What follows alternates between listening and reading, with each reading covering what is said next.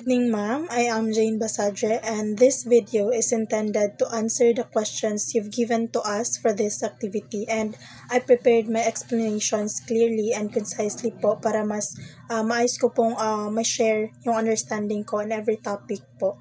So first, the question is, how do social workers integrate gender and cultural sensitivity during disaster response? So for me, ma'am, super important yung gender and cultural sensitivity sa disaster response kasi 'di ba hindi naman pare-pareho ang experiences ng tao kapag merong calamity.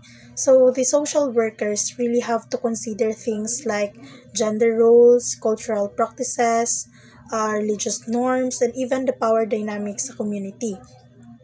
For example po, hindi pwedeng generic lang yung approach natin, like for example sa evacuation centers.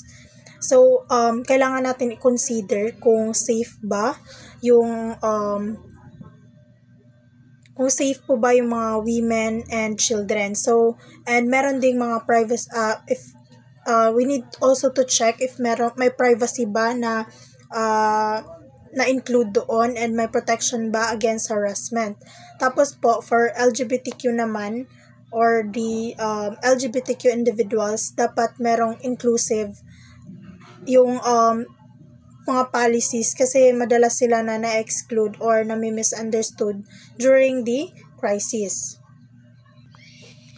So when it comes on cultural sensitivity naman po is it is very important na hindi tayo basta-basta nag-implement ng interventions na hindi align sa values ng community, like kung may specific dietary restrictions, dress codes, or cultural expectations about gender interactions, kailangan i-respect natin yon habang nagbibigay pa rin tayo ng support.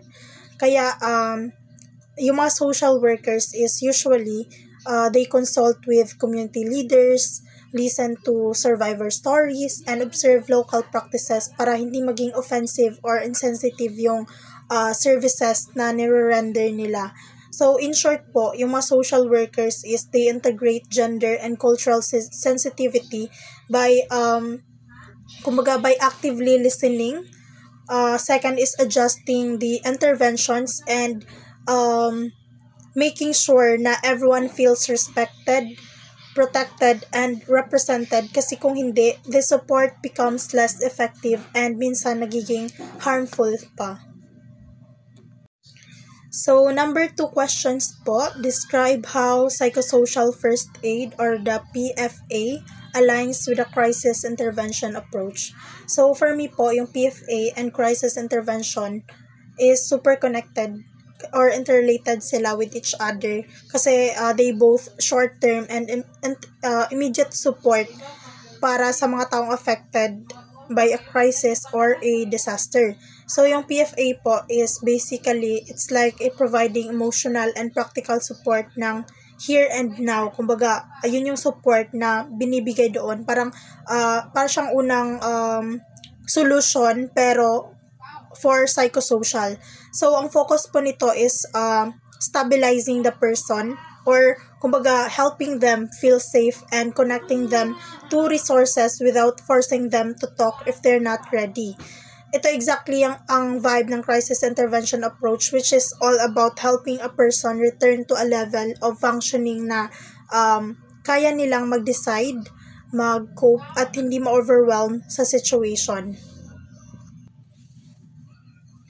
And also, yung crisis intervention po, they also works on the idea na kapag stress is too high, bumababa yung coping skills. So, they step in to help restore balance. So, yung PFA po, thus that offering comfort and also reducing the distress and giving clear and practical steps. So, align sila kasi both are immediate, both are short-term responses, and both of this aim to reduce psychological distress, and also pareho din sila na tumutulong sa person to regain their control.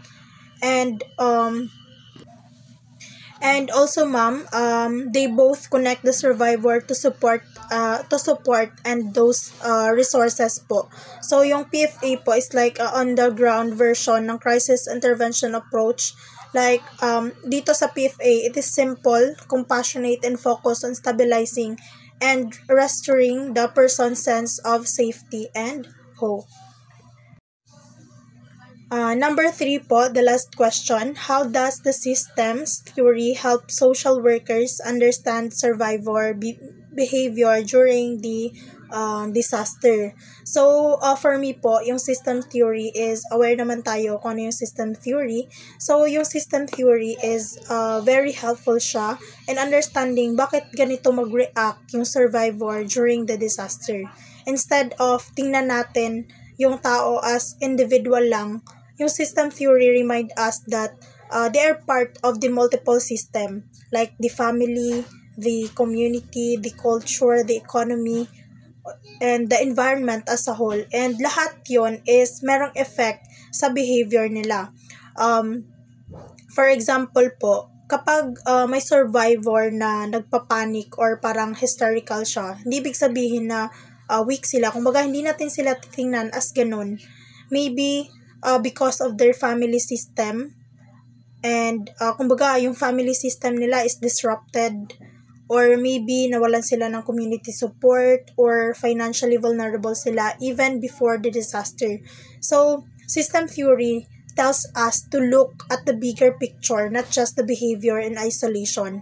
And alam naman natin na during disaster, merong maraming system na nasisira. Isa na doon yung family support system, the livelihood system, the community network, access to services, or the cultural or religious structure. So, when survivor behave in a certain ways, like being withdrawn, or irritable sila, or overly alert, yung social workers dito is they try to understand that these reactions are normal responses to abnormal situation, and it makes us more compassionate and strategic.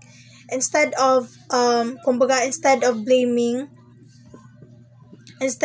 blaming the individual, we ask anong system ang na-disrupt. Kumbaga, iniintindi natin kung ano ba yung system ang nasira, bakit ganun sila mag-behave, and how can we help restore or strengthen it. And also, yung theory po na to, it also guides the interventions, like doing community mobilization, reconnecting the families, and linking them to resources, or rebuilding support networks. And yung system theory, it basically help us see the cause behind the behavior, not just the behavior itself. So in conclusion po, yung gender and cultural sensitivity is very essential sa disaster response kasi diba iba-iba talaga yung needs ng every survivor. So when social workers listen, adjust, and respect cultural and gender-specific realities, mas nagiging safe, mas inclusive, at mas effective ang intervention. So, by doing this, we make sure na lahat, like women, children, LGBTQ, and iba pang cultural groups, is they feel that they are protected, they are valued, and genuinely cared for during the crisis. Malapit na. To wrap it up, align talaga yung psychosocial first aid sa crisis intervention approach kasi pareho silang that provide immediate support, na ang goal is i-stabilize yung tao and help them regain control. So yung PFA basically brings the principle of crisis intervention on the ground. Kumbaga, ito yung nagpo-provide ng safety, comfort, and practical guidance without forcing deep emotional processing. And dahil dito, both approaches help survivors feel calm, supported, and ready to take small steps toward recovery. So, sa system theory, it helps the social workers understand that survivor behavior by remaining as na hindi lang kumbaga individual ang affected, but buong system nila na disrupt, like the family, the community, the livelihood, and the cultural networks. Kaya dapat alam natin na it is normal na iba't iba yung reaction nila during the disaster, and with this, no, mas nagiging compassionate and strategic tayo in helping the survivors by rebuilding or strengthening the system around them, and it gives us a clearer picture kung saan talaga nanggagaling yung behavior nila and kung paano natin sila mas matutulungan.